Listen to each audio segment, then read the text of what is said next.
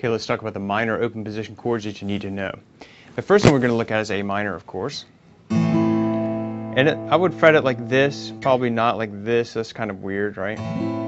But like this, pretty standard. Make sure your thumb's in the back of the neck, and make sure that, I mean, you can play like this. Probably better if you bring your thumb around and kind of arch your hand a little bit, okay? All right, real close to A major, right? Here's A major. You take the third and you lower it a half step, and you got yourself A minor. All right, so A minor, that's one of the chords you absolutely need to know. Then D minor. Now I'd fret it like this.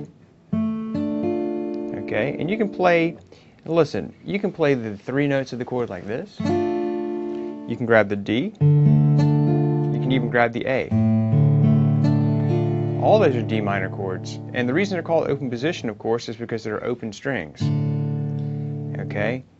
You can't have an open position chord unless you have open strings. A closed position chord would be like, okay, which is movable. But an open position chord, of course, has open strings. All right, so that's your D minor chord. So we've got A minor, and we've got D minor. Then we've got E minor. Sometimes I play this E minor chord like this. Sometimes I'll play it like this. Just depends on what the next chord is.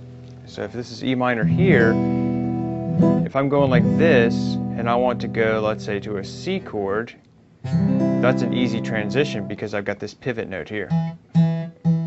So I would play the E minor like this if I was going to a C chord next, like this.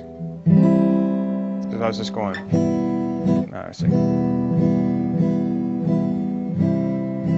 see how easy that is? Versus going like this and then having to completely change and go like that to grab the C, okay? So it's up to you. E minor like this or E minor like this, all right? And then of course there's G minor. And G minor can be played in open position with this open G string, okay? And then if you want to, I think I just said open G string. Of course I meant open D string. But you can you can grab the G like this and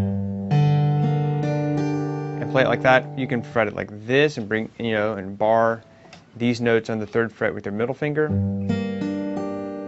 Okay, but you can't play this A because A is not in the chord of G. So you couldn't go like this, right? That sounds weird. Okay, so what you'd want to do is you can either fret it like I showed you like this, or you could play it like this. Okay, but just leave out that A. And if you do that, again, this is kind of an advanced technique, but if you play it like this, then what you can do is fret this note here on the 6th string, 3rd fret, and then allow the back of your finger, the back of my finger right about here is just barely touching the top of the A string to keep it from sounding out. Hear that? So I'm holding down the G and I'm muting the A with the back of my finger. That's kind of an advanced technique, but if you do that, you can play it like this, and then all the notes ring out and the A won't ring out. Okay? Now, I'll let you on a little tip. I don't play that G minor chord like that very much, but I did want to include it just for the sake of being complete. It is technically an open position chord because it has this open D, but most of the time when I play G minor, I just play it like this, in the 6th string root bar chord form, and we'll talk about that a little bit later.